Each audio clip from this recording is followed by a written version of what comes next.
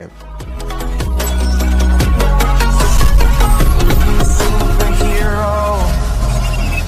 Friends, तो आज के इस वीडियो में हम कंपेयर करने वाले हैं हेला का कंपैरिजन गोस्ट राइडर से और देखेंगे कि इन दोनों में सबसे ज़्यादा पावरफुल कौन है। तो स्वागत है दोस्तों आपका और एक डिटेल वीडियो में। तो चलिए आज का ये वीडियो शुरू करते हैं, लेकिन सबसे पहले ओरिजिन। तो अगर बात करें हेला के ओरिजिन की, तो हेला ओडिन की पहली संतान है, लेकिन ओडिन के लिए हेला किसी जल्लाद से कम नहीं थी। बेसिकली हेला की मदद से ओडिन ने 9 रियल्म्स को कॉन्कर किया, लेकिन थॉर के जन्म के बाद ओडिन डिसाइड करते हैं कि अब से वो 9 रियल्म्स को प्रोटेक्ट करेंगे।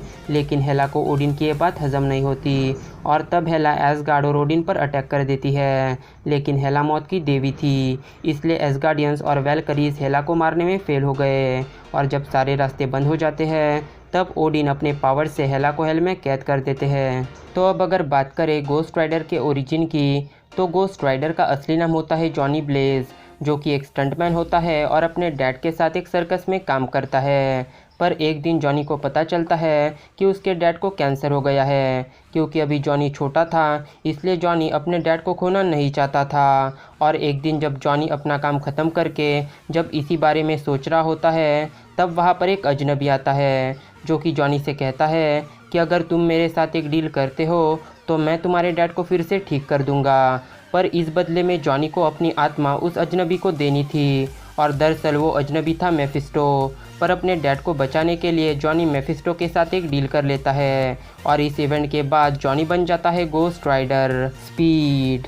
तो अगर बात करें गोस्ट राइडर के स्पीड की, तो गोस्ट राइडर के पास है उसकी बाइक जो किसी भी सरफेस पर चल सकती है और कॉमिक्स में कई बार मेंशन किया गया है कि गोस्ट राइडर लाइट की स्पीड से ट्रैवल कर सकता है, क्योंकि उसने एक बार सिल्वर सर्फर और म्योनिर को भी स्पीड में बीट कर दिया था। तो अब अगर बात करें हेला के स्पीड की, तो हेला के पास है टेलीपोर्टेशन की पावर, जिसकी मदद से हेला खुद को कहीं पर भी टेलीपोर्ट कर सकती है। पर इसमें भी थोड़ा सा कन्फ्यूजन है कि ये पावर हेला के पास है भी या नहीं। स्ट्रेंथ।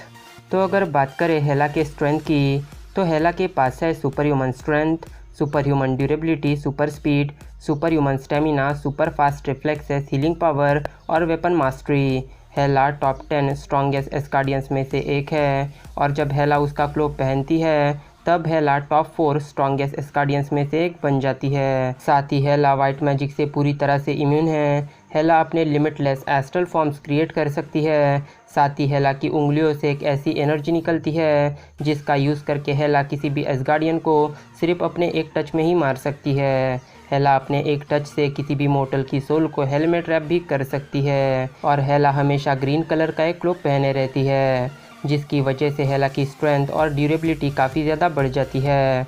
हेला की आधी बॉडी डेड है और आधी बॉडी जिंदा है और अपनी मिस्टिकल पावर से हेला अनलिमिटेड नेक्रो स्वॉर्ड्स भी अपनी बॉडी से रिलीज़ कर सकती है। तो अब अगर बात करें गोस्ट राइडर के स्ट्रेंथ की, तो गोस्ट राइडर के पास है super human strength, super human durability, super speed, healing power, size shifting, shape shifting, telepathy, telekinesis, enhanced senses और सुपर ह्यूमन स्टेमिना।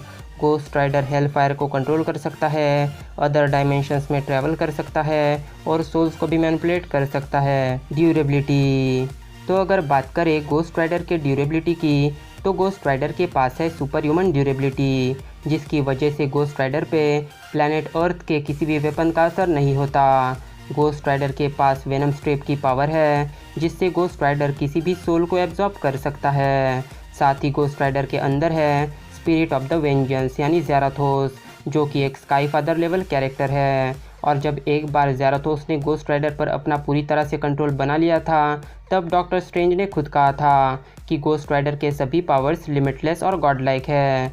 इसके अलावा गोस्ट राइडर के पास उसकी आत्मा ही नहीं है, इसलिए गोस्ट राइडर को मारा नहीं जा सकता। तो अब अगर बात करें हेला के ड्यूरेबिलिटी की, तो हेला के पास भी है सुपर ह्यूमन ड्यूरेबिलिटी, जिसकी वजह से हेला को फिजिकल इंजरी से कोई भी फ़र्क नहीं पड़ता। हेला इतनी ज़्यादा ड्यूरेबल है कि उसने वैल्करीज की पूरी आर्मी का भी सफाया किया है और हेला ने उरू मेटल से बने थॉर के वेपन म्योनिर को भी तोड़ दिया था और उरू मार्वल यूनिवर्स का अब तक का सबसे ज़्यादा पावरफुल मेटल है। साथ ही हेला ने थॉर की मोस्ट पावरफुल लाइटनिंग स्ट्राइक को भी फेस किया है, पर इसका भी हेला पर कोई भी असर नहीं हुआ। वीकनेसेस। तो गोस्ट राइडर की कोई भी बड़ी वीकनेस नहीं है, पर गोस्ट राइडर की जो वेनम स्ट्रेप की पावर है वो किसी भी सिम्बियोट पर असर नहीं करती। साथ ही अगर किसी अपोनेंट की एक से ज़्यादा आंखें हो तो उस पर भी वेनम स्ट्रेप काम नहीं करती। तो इस मामले में हेला की भी कोई बड़ी वीकनेस नहीं है। पर अगर कभी हेला का क्लोब उससे दूर किया जाए तो हेला अपने फिजिकल स्ट्रेंथ को मेंटेन नहीं कर पाएगी। साथ ही ओडिन फोर्स और डार्क मैजिक से हेला को हेल में कैद किया जा सकता है। तो अब क्वेश्चन ये आता है कि इन दोनों में सबसे ज़्यादा पावरफुल कौन है।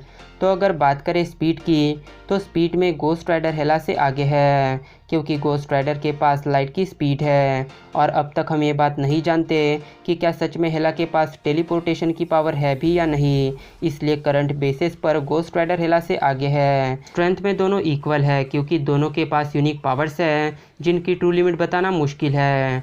ड्यूरेबिलिटी में भी दोनों इक्वल है क्योंकि दोनों पर किसी भी फिजिकल इंजरी का कोई भी असर नहीं होता और दोनों को मारना ऑलमोस्ट इम्पॉसिबल है। तो अब इन सब बातों को डिस्कस करने के बाद अब अगर इस बैटल में मुझे किसी को अपना वोट देना हो तो मेरा वोट या गोस्ट राइडर के साथ है। पर ये बस मेरा पर्सनल ओपिनियन है, आपका ओपिनियन मुझसे अलग भी हो सकता है। तो अगर आपको इस बैटल से रिलेटेड अपना वैल्यूएबल वोट अगर देना हो तो आप ऊपर आई बटन पर भी अपना वोट दे सकते हैं। तो मैं मिलता हूँ आपसे मेरे नेक्स्ट वीडियो में एक नए टॉपिक के साथ। Till then bye and be safe.